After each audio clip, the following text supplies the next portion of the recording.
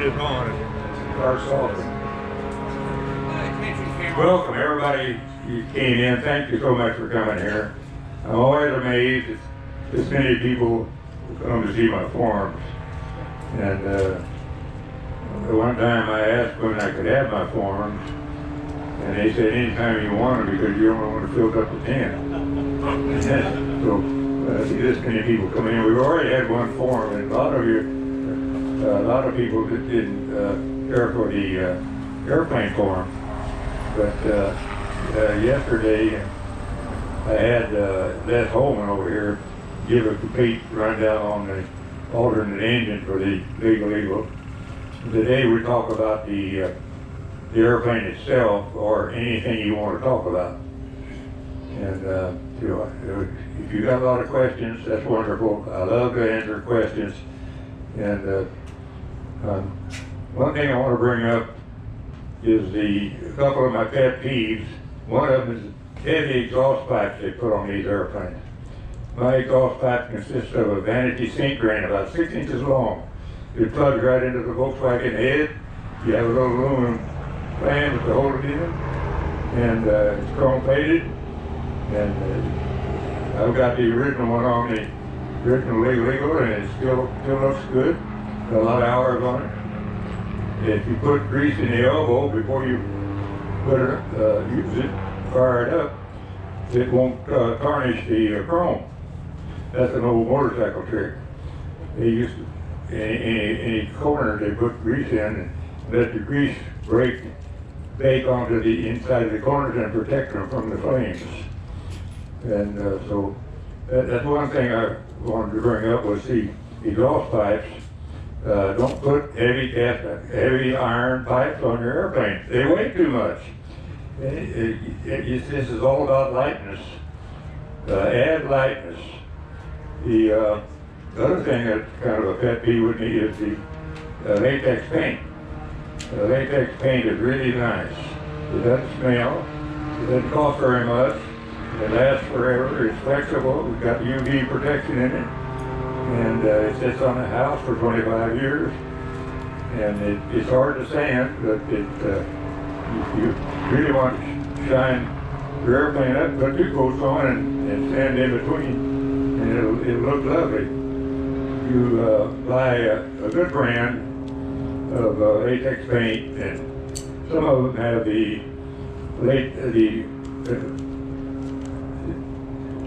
now I've got a senior moment here. Don't have the primer in it, thanks. Those come pretty regular, I tell you for sure. Anyway, the primer is in the paint sometimes. I've never used that. I've always had the primer set first and then paint on top of it. But you need to encapsulate your cloth with the primer, and you can put, and the paint will stick. Nothing sticks to Dacron, because they use it for people ply when they're building a plastic airplane. They can put when they stop, they can put the cloth on, and when they get ready to go, they rip it off and continue the build.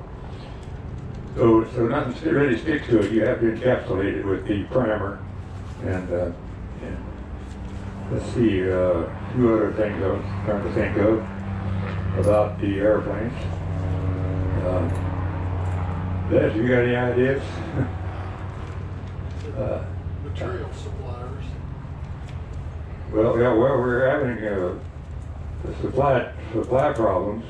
My my friend that welded fuselages for 25 years had gotten Parkinson's disease, and he doesn't want to weld for anybody else. He said, I'll still weld for me, but I don't want to weld for anybody else. So I'm looking for a welder. I'm also looking for a kit man. So if you got any ideas of anybody that might want to take it up, have to get a hold of me.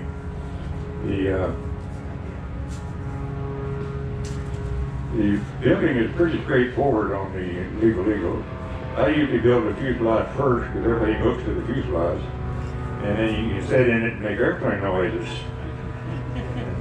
And I do. And it looks like you got something. The wings are a little work.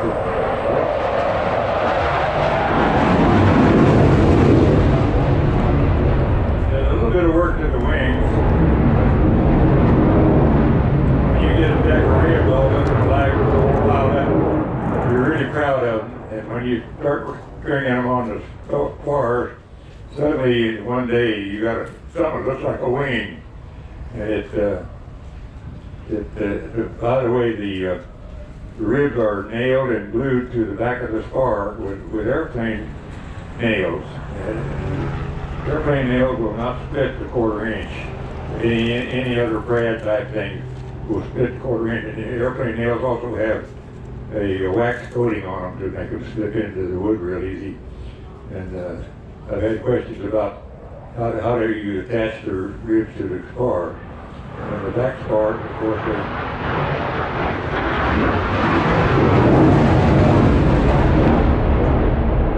well, I heard that.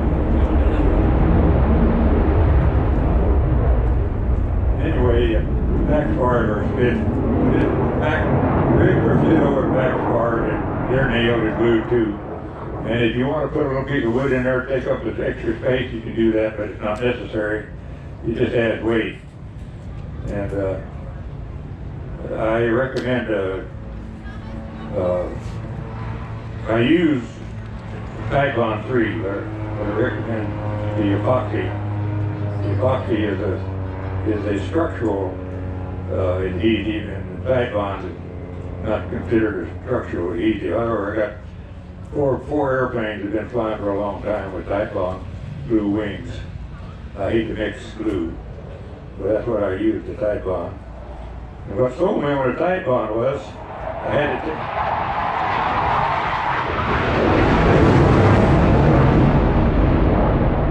I don't know why I scheduled it during the year.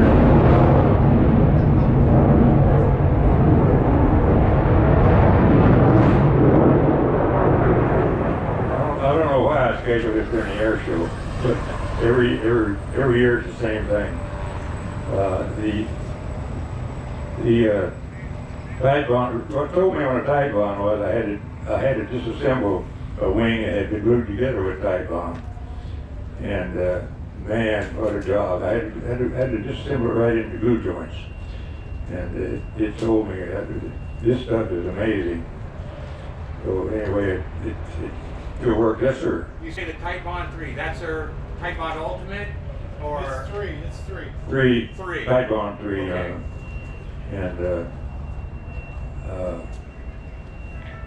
It's used for furniture restores use Titebond. And I see on the YouTube, I see a lot of Titebond glue being used. Good stuff. The wheels, I like the Black Max wheels. They're really light. They're spun aluminum, and they have real trick disc brakes on them. And this has a double master cylinder, so he can put the brakes on each wheel as he wants to. But you kick the rudder pedal up and grab that brake, and you go right around in the circle. Turn pretty sharp, doesn't it, Chris? Yeah. And anyway, I like the Black Max wheel real well. And when I first started this business, I had the Black Max wheels in the plans.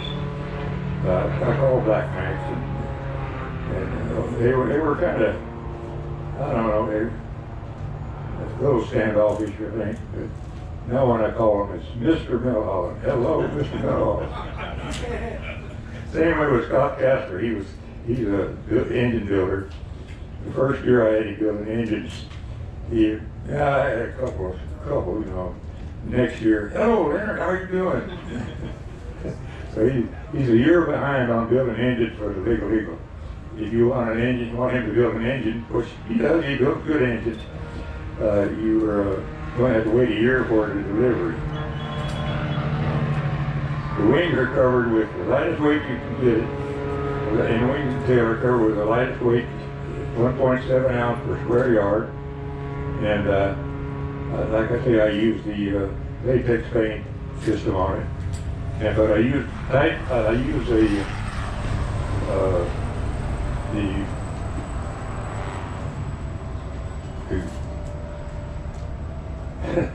Titebond glue. Is that what it is? Polytack.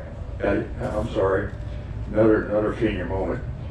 And I use the polytack to glue the cloth on, and I also glue the top of each rib and let it dry before you put the cloth on.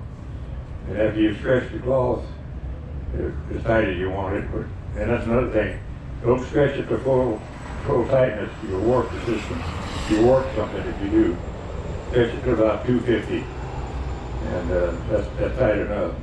And when you get the wing all covered, you dope through the wing with half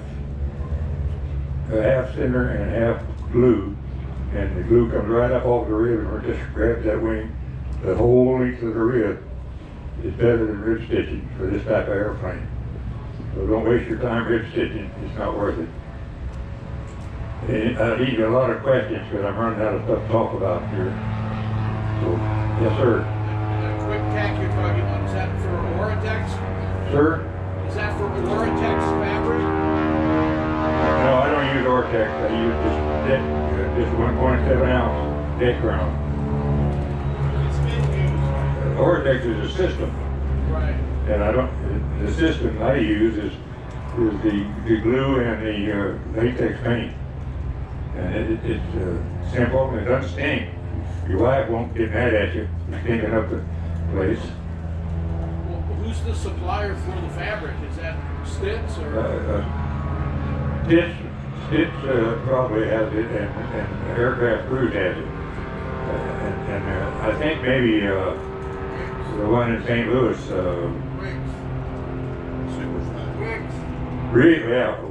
Wicks, yeah. I remember a long time ago when Wicks bought a little airplane up here and they started selling wood and stuff for airplanes. They originally were a piano group. They made pianos. They got into the airplane. It's been, gosh, probably 40 years, something like that, since they've been doing it. But they know their wood because they pick it for pianos. So if you can get wood from them, that's great. And also they have steel. Some of their steel is Chinese, so you got to watch out for that. You may get some you can't use. But if it looks good, it probably is. Anything I've seen bad about the Chinese tubing is visible. You could tell, well, I don't want to use that, but not great. So they do put out some good, and some of the tubing comes from Germany, and it is really good stuff. And Aircraft Cruise uses that. Aircraft Cruise is having trouble getting wood, and they have one guy that saws up all the wood. He saws all those 1/4-inch strips for the ribs. You get a bundle of those and make your ribs. When you make your ribs, you're going to have a lot of gusset to glue to the ribs where the joints are. I recommend you get your little paper cutter and cut the gussets out with a paper cutter, and that speeds things up. Some people use scissors and it takes forever, but you can set the paper cover up and have an angle, and you just chop and knock them right out. I've heard a lot of complaints about how many gussets there were, but if you do stuff in a production-like way, it goes better. Yeah. Some more questions? You can also use a laser cutter. Yes, sir. You say you don't glue the bottom of the ribs? No, I don't do anything on the bottom. Just tighten the cloth. Just stretch the cloth on the bottom. Don't glue it. And putting the diagonals in? The diagonals won't touch the cloth. No, but another question. Well, when you put your diagonals in, you don't want to put one in because you won't get the rest of them in if you do. You want to put them all in at the same time. You have to rack the wing to get them in, and you want to Would you do that before? put all your diagonals in at the same time. You glue one in, then you can't rack the wing. Okay, so they go in before they're all glued and nailed? Yeah. Good. You can fit them and everything, get them ready, Yeah. but then to get them in, you have to kind of rack the leading edge of the fitting edge a little bit to get them in there and fit them down. If you put one in and glue it, you can't get the rest of them in. So it would be very difficult. I've never tried it, but I always had to rack the wing to get them in. and I built a bunch of wings. And I'm happiest when I'm building.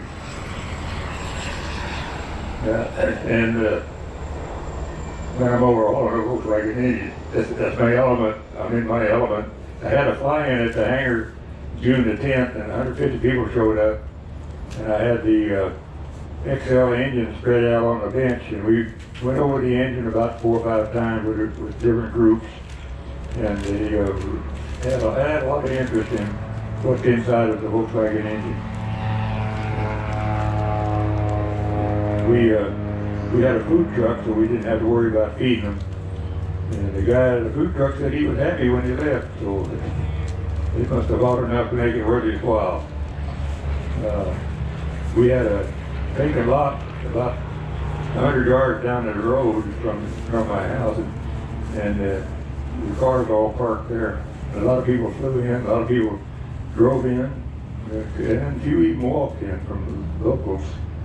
But anyway, we had a real nice fly-in, and everybody enjoyed it. It was great. And, yes, sir. What are you doing for your gas tank now? The material you used to use in the For the plant? gas tank? Yeah. What I recommend, and I've had this recommended to me by people that know what they're doing, you make a cardboard gas tank, just like you want it, and you cover it with duct tape. Every bit of it with duct tape. And you put 2 layers of fiberglass on top of it. And when that's dry, you put a hole in the top, put some water in, and get the cardboard and the duct tape out. The duct tape won't stick to the fiberglass. And then you got a hole to patch, and you got a neck to put in and a drain to put in. And it's very light, weighs a couple pounds or so. How do you mount it into the? What kind of brackets are you putting in to mount it? How are you mounting it? I'm mounting it on the front spar and the rear spar with little lips that stick out. Okay, so you're building that in. About a 2-inch or 1.5 lip on each end of it. You want that if you build it.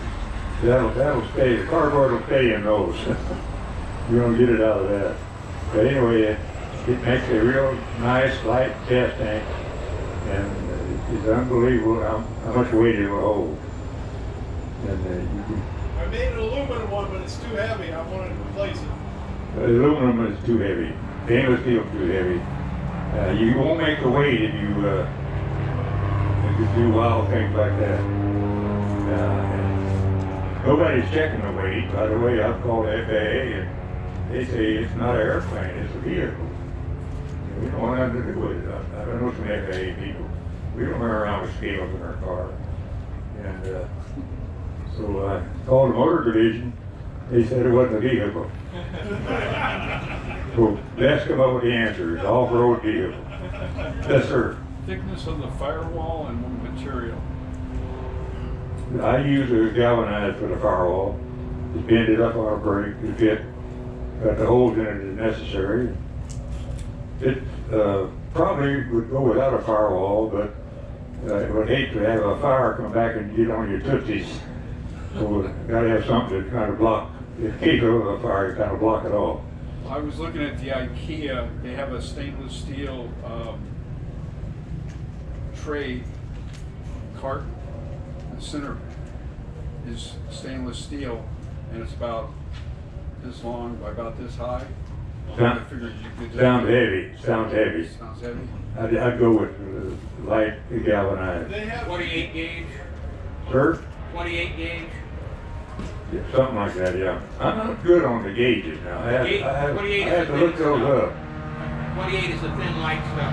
28 gauge, yeah. The light as you can. Bend little flanges around the tubing, top and bottom, and try to make it fit the front of the fuselage. And then you have some mount holes. But if you have any idea about using a Briggs and Stratton engine, be sure to put the Volkswagen mount holes in your first station, because you may want to put a Volkswagen on later on or something to a fit. And you got to have to build a mount for the Briggs and Stratton and make the mount fit those holes and fit the engine. And the information on the engine, on the Briggs and Stratton engine, is $50, and it's very complete. You even got the plans for the mounts. And I know you got some more questions. LegalEagleAirplane.com. Oh yeah, the website, legaleagleairplane.com. Legaleagleairplane.com. And that gets you on the website and you can spend a day on there if you want to. It's a lot of information. And you can download anything but the full-size wing rib pattern. And you buy that and you purchase that and then I send it to you. I'll mail it to you. And if you don't have a computer or download it, just let me know and I'll send you everything that you order. I don't mind mailing them at all, no problem. I've been mailing them for years, so I'm used to it. Besides, I like the girls at the post office. Yes, sir. Do you participate in the Eagle's Nest website, YouTube? LegalEagleAirplane.com. Yeah, I know that, but there's a Eagle's Nest. Oh, Eagle's Nest was made by Do you monitor that? Annie Dewling and Steve Kiplinger out in California. And it's a talk site for builders. And you get on there and discuss all the features of building and things like that. It's really, this friends have made a talk site. And people have been real good to me all through the years. Been doing stuff like that. And Les has made 1,000 different videos of them flying the airplane. Do you monitor that website? Sir? Do you monitor it? Do you look at it to make sure Yes, that yes, I do. I got some good friends coming in the back. Hi, guys. Good to see you. They came all the way from Washington to see me.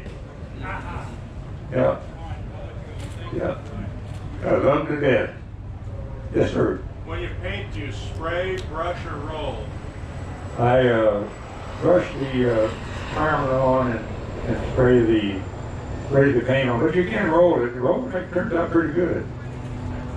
I'll tell you what to do. Make you a test pattern, a square yard of test pattern, and try some things. It's worth the trouble. And then you can cut it out and see if you can tear it too. More questions? A good resource is the Facebook Legal Eagle Ultralight group. Legal Eagle Ultralight group on Facebook is a good resource for information and what the other people are doing. I usually get somebody to once a week or so to fly in the air, Legal Eagle for the first time, and that comes around real often. And would you like to get up here and tell me about your airplanes? Well,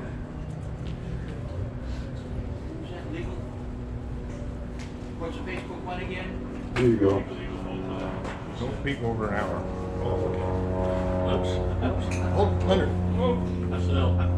You're caught in the wire. There we go. Oh, naturally. Okay, I'm here. I'll try to not be too repetitive here. I have been working around the Legal Eagles. The first one I built was back in 2010. I built a Legal Eagle. I started building the UL version, and I wanted the bigger wings. And so I was going to modify my wings and add an extra wing panel to each wing. And about that time, the XL plans come out. Well, I already had my fuselage built, so I took the XL wings and put on my ultralight fuselage. And I built my own half BW. I found somebody that had a crankcase, and I bought it. And then everything else was new in that engine, and I modified it. Built the whole thing, put it on that little airplane, and I flew it. I flew it about 75 hours, and then I built the red one that I have out here today. The red one is a XL. I've made a few changes, but it's substantially to the plans, and I've got about 675 hours of flying time on it. the red one, the first one I built, I covered with latex, but I was in a one-car garage and I didn't have much to work with in terms I couldn't spray, and it was gas welded together. The red one out here is TIG welded together, and again, it was two-car garage, but I couldn't spray. So what I did is I put the first layer of fabric on with a foam brush, and then I rolled the rest of it on. Now, the last airplane that I built is Legal XL, and I've made a lot of changes to it, but I bought one of these electric paint sprayers that they use for furniture and fences and whatever, and I put the paint on with it, my latex paint on with it. Now, my red one out there, I have one cross coat on the bottom wings. I put the primer on the entire wing, and then I put a cross coat on the bottom and two cross coats of red on the top of latex. And one of the things Leonard was talking about, when you get ready to fabric cover these, one of the best things you can do is get you some 1x2s and make some like 2-foot square boxes and attach the fabric to those and practice shrinking it. Then take your painting system you're thinking about using and the process you're thinking about using and paint those. Now, the thing that you do is you learn what works, what doesn't work, what you can see through, what you didn't, how much it adds up, and how much is going to stick on the back of that fabric. Because it don't stick to the fabric, it's got to go through the fabric and basically stick back to itself. So I've done that on each of the aircraft I built. On the one that I spray painted, the last one I built, I was concerned because I wasn't going to brush that first coat on. And I used from one of the big box stores, one with an HB in its name, a good latex house paint. And what I did is I discovered that with this particular gun, I could spray one cross coat. I got very good penetration of the fabric, and I didn't have to do anything else. As a matter of fact, the bottom of the wing has one cross coat. That's it. The top, I have two cross coats. And it was amazing because when I was painting my red airplane with the roller, it took all day. It took several days to actually get the wings painted. With my spraying and the ability to spray it with this other system, in a couple hours I was done. Anyway, yes? How did you thin that latex paint? What I did on the first two airplanes I built, I thinned it with windshield wiper fluid. And on the last airplane I built that I sprayed, I didn't actually thin it. I tried thinning it, but I found out that I got the same results without thinning it. This particular spray gun I got was set up for latex paint. And the thickness of the latex paint went through it with no problem whatsoever. I mean, it was like, it can't be this good, but it was. What brand of latex paint did you use? It was the Bear from Home Depot. I used it too. You're I happy used with it it? also. It's good. Is it exterior? Yeah, it was an exterior paint, exterior house paint. It's got the UV protectants and everything already in it? Yeah, it's all in there. Now, the paint that I used on the red airplane did not have the UV protection in it. I had to prime it. But when I painted my orange one, the UV protection was in the paint. Now, one of the things, I didn't end up with the brightness that I would like to have had. Now, on my red airplane out here, you'll notice that there's a couple of areas down on the right behind the firewall that are a brighter red. Well, I had to get in there and do some repairs, and I covered that, or painted that with a latex that I plan to use next time, and it has UV protection built into it.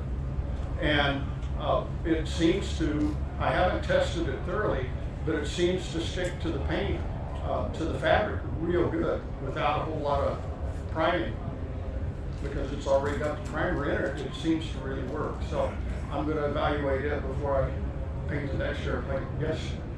I spent about 2 months experimenting with paint, and I used Sherwin-Williams Emerald paint. It's the top of the line they have, and I did tons of scratch testing and all kinds of stuff, and it is really tough. And I didn't use any primer, I used it straight. And the rollers that worked best on it was high density rollers. And I was using the little 6-inch rollers. Yeah. They work the best for making a smoother coat. Yeah, on the red one, I used a foam roller. And High density foam. yeah, high density foam roller. And the thing that happens, there's a lot of systems that'll work. And none of them are right, none of them are wrong. It's just what you want to use. It's your airplane. And we're building a product that if you're happy with it, the rest of the world's happy with it. And so enjoy what you're doing, learn what you're doing, and give it a try.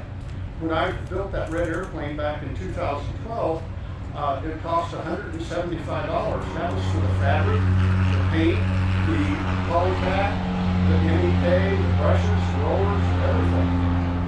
Well, the cost of the fabrics went up substantially, and now the fabric is closer to about $400 for it alone. But still, for roughly $500, you can cover and paint a legal. The XL is what I'm talking about, which is bigger than the UL version, so it should be a little bit less expensive. Yes? Did you just use one kind of paint from the bare fabric?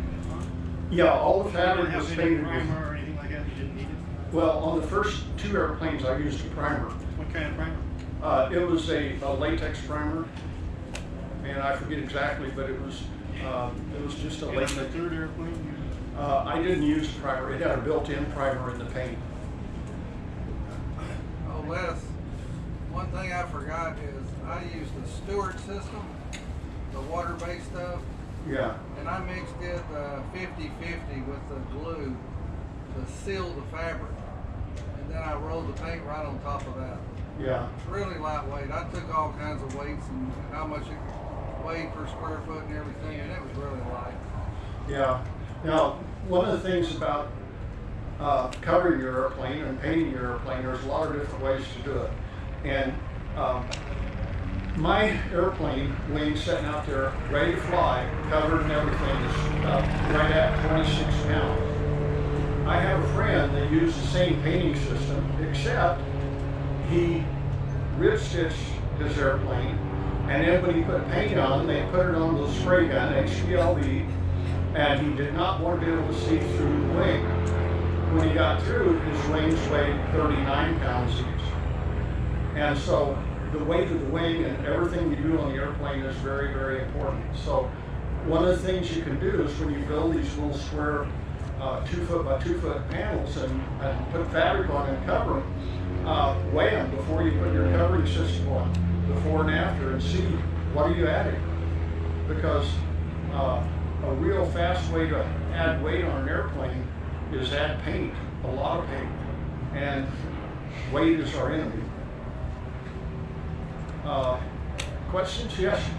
How do you make sure that the plane, when you're done, Okay, got it back. how do you make sure that when you're done with it, it's not too heavy? Well, what you do is you weigh your airplane.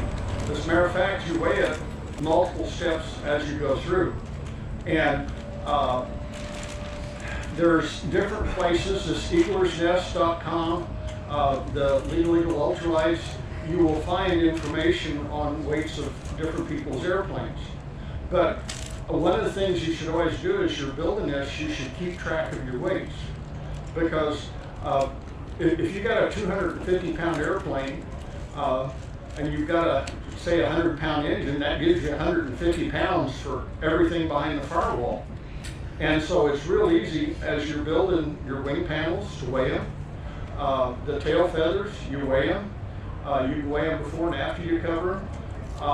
The things that's going to add weight real quick is going to be landing gear, your wheels, tires, brakes, your fuel tanks, instrument panels, things that in a lot of respect, there's a lot of weight added in a lot of airplanes because of, for instance, my airplane, I used to have a real thin aluminum tank and it kept cracking on me. So the tank I've got now is a little bit thicker, which means it's a little bit heavier. And sometimes a little bit heavier might mean 3 or 4 ounces. Sometimes it might mean 3 or 4 pounds. So you've got to be aware of what you're doing and how you're building it and what it's going to weigh. On my orange airplane, the latest I built, and I built it intentionally light, it weighs 247 pounds with a 3-cylinder burner, with 806 tires on it, with the battery, with the starter motor, and with a warp drive prop on it. Well, there's a lot of things that I did. For instance, the cable guides. I just didn't put a cable guide on there. I drilled holes, top, bottom, side. If I didn't need it, if it wasn't something that needed to be welded, and it was something that wasn't offering any structural support, my goal is remove it, get rid of it. So those little cable guides, I cut the weight of those in half. Well, that don't sound like much, but when you have 6 or 8 cable guides and you do this throughout the entire plane, it saves some serious weight. By the same token, you can add some serious weight because something that I do on all of my airplanes, every washer on that airplane is an aluminum washer.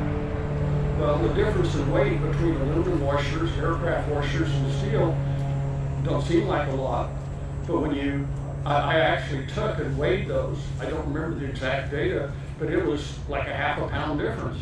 You know, it's enough that washer by washer don't make a difference, but when you add them all together, it does make a difference.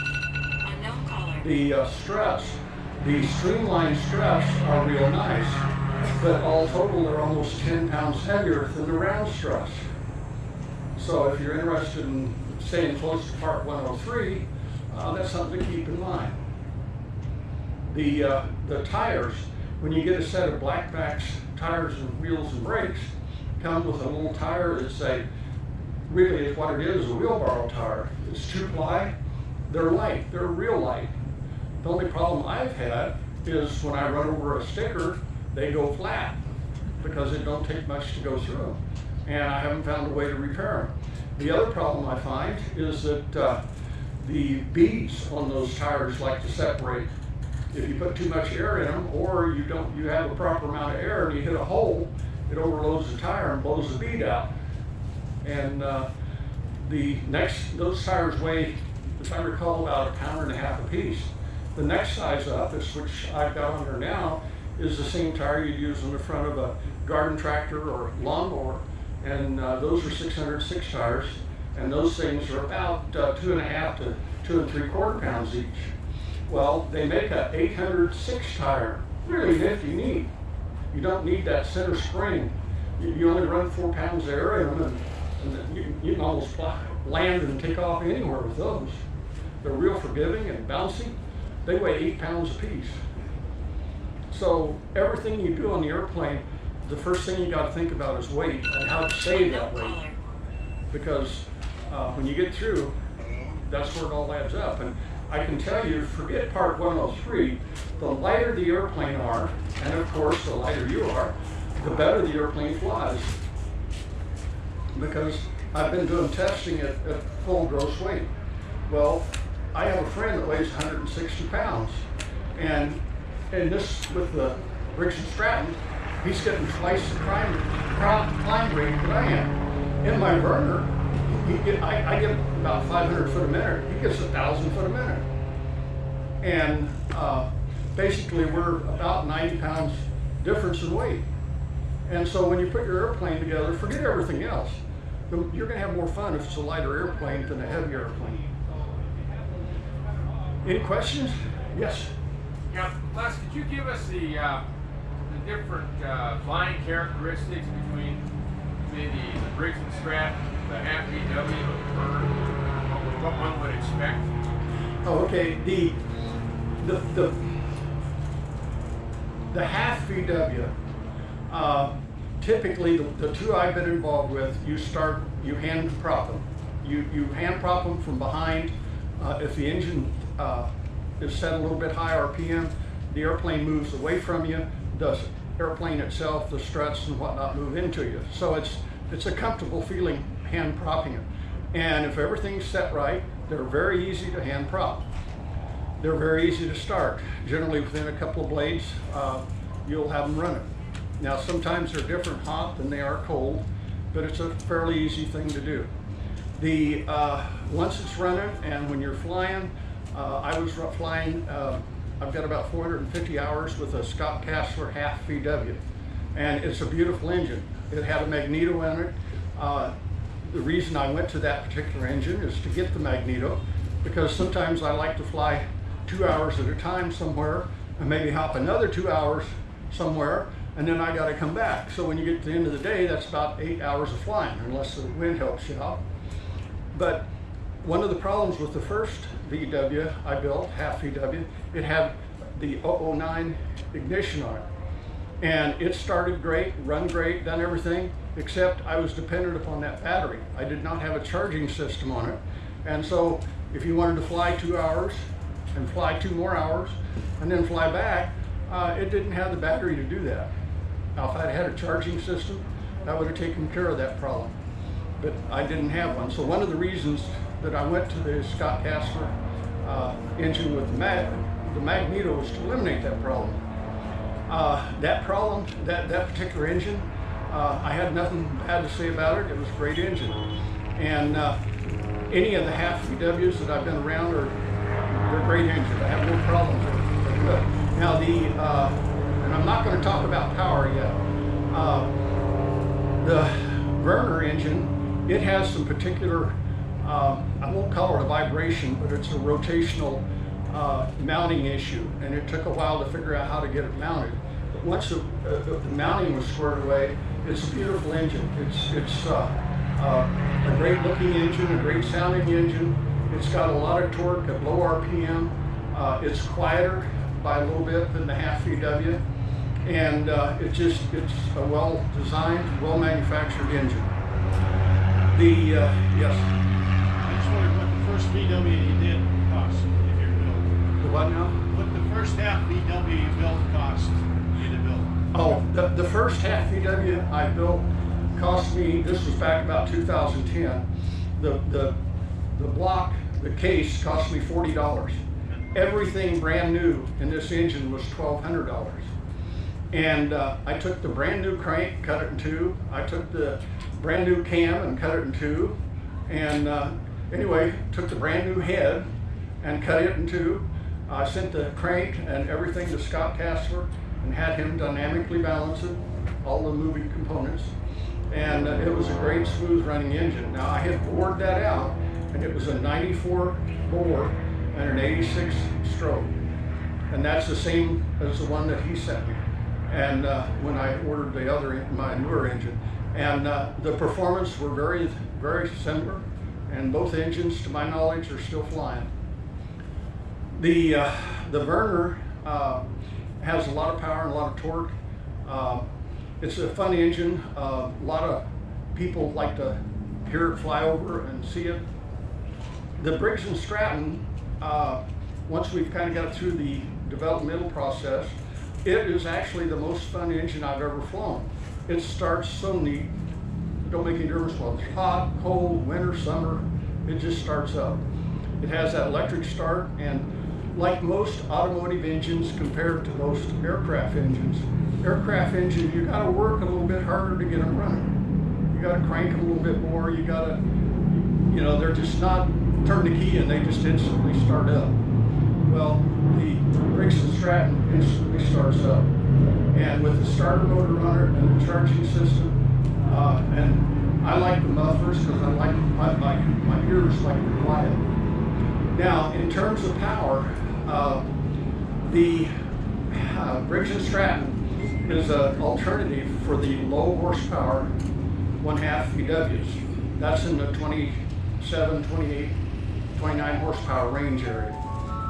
And the Werner and the 45 horsepower half VW that I've spent most of my time flying, you're talking 42, 45 horsepower. So you're in a whole different world from a power standpoint. The Briggs & Stratton has done everything I've ever asked it to. I've got a lot of confidence in it. It don't climb near as fast as the other engines, but when you got a lot more power, you'd expect that. The takeoff runs, from the time I start the takeoff run at my home field until I'm in the air, till the airplane breaks ground, is probably about 15 to 20% more with the Briggs & Stratton compared to the Werner. The distance and climb, because I've got some trees to go over, are very similar. Now I say very similar because there's so many variables when you're flying around trees and you got breeze and wind and everything else.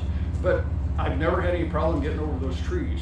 Now the one difference I do notice with the Werner is when I get to the end of the runway, it's 3,000 foot runway, I'm a lot higher than I am with the Briggs & Stratton. Briggs & Stratton, I'm in good shape, I've got everything cleared, but when you're climbing at 400, 500 foot a minute versus 200 foot a minute, that's what you'd expect. The, yes? Oh, I didn't want to interrupt you, go ahead. Oh, go ahead. Is the Werner available now? The Werner is being manufactured again, yes. They put him back in production. Anyway, you're talking low horsepower versus high horsepower, and that's the big difference. The one thing that I would say, the half VW, the 45 horsepower half VW, if I was down low checking out a farm field and a tree leaped out in front of me, the half VW left me with the impression, it's like, oh, I hope I can get over that tree. You know, you'd hope, and you know, it's done it every time, but with the Werner, when you punch the power up, it just goes up. And that's what torque does for you, because the Werner has a lot more torque. Yes?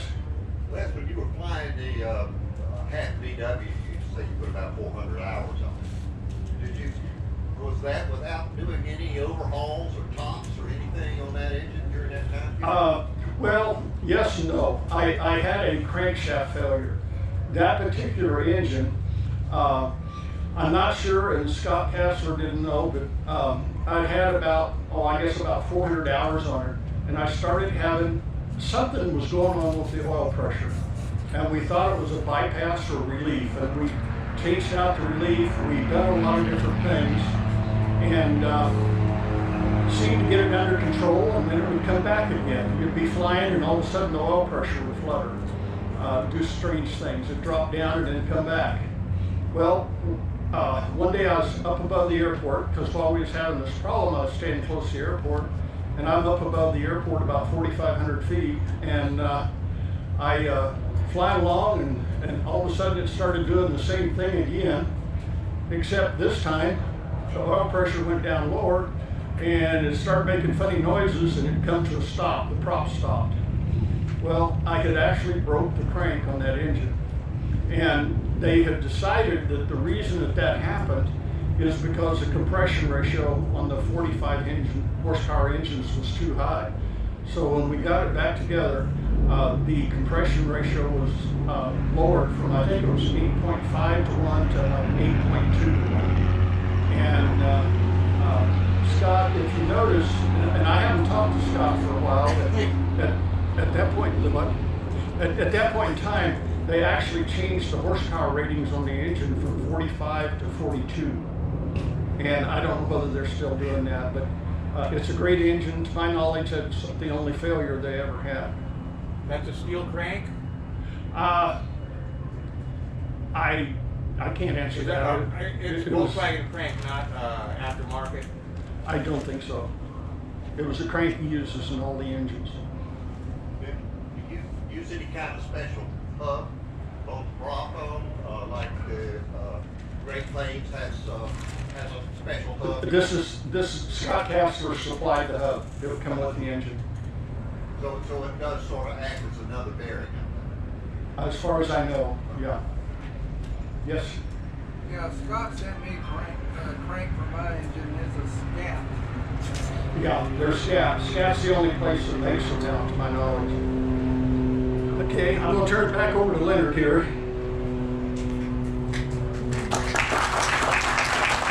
Thank you. I got out of the hospital Friday evening, back Saturday and left Monday morning, and I didn't have time to have subjects I wanted to talk about. And Les has been kind enough to bail me out here because I ran out of things to say. Scott Kastner buys a Scat crankshaft.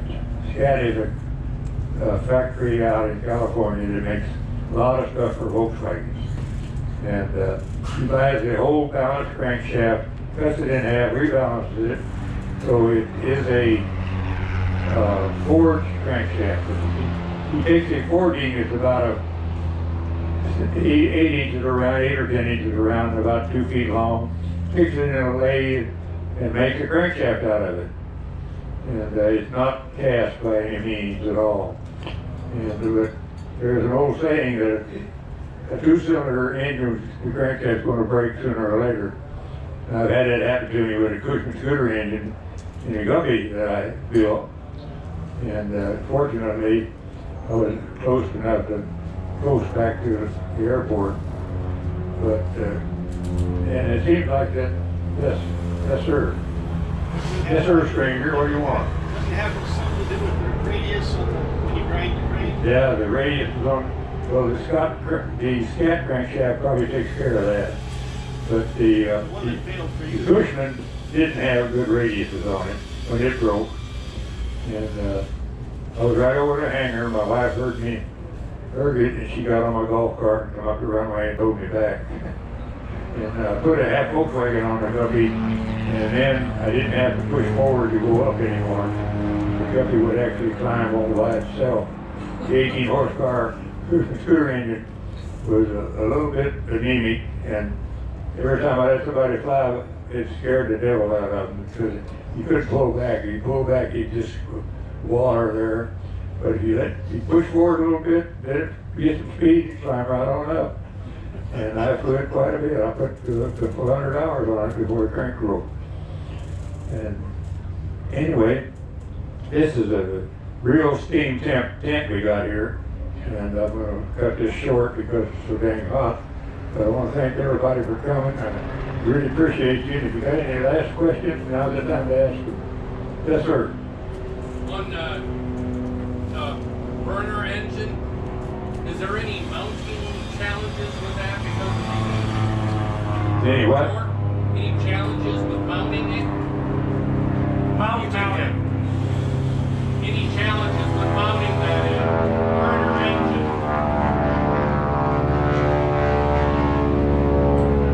Any challenges with mounting the burner engine with the mount? Yes, the mount is special because the burner engine does this. Well, the Volkswagen does all different kind of things. Okay. So he had built a special mount for it, and do you have plans for that? He does have plans for it. Okay. Get hold of that and save yourself a lot of experimenting and trouble. Okay. Thank everybody for coming. Appreciate you.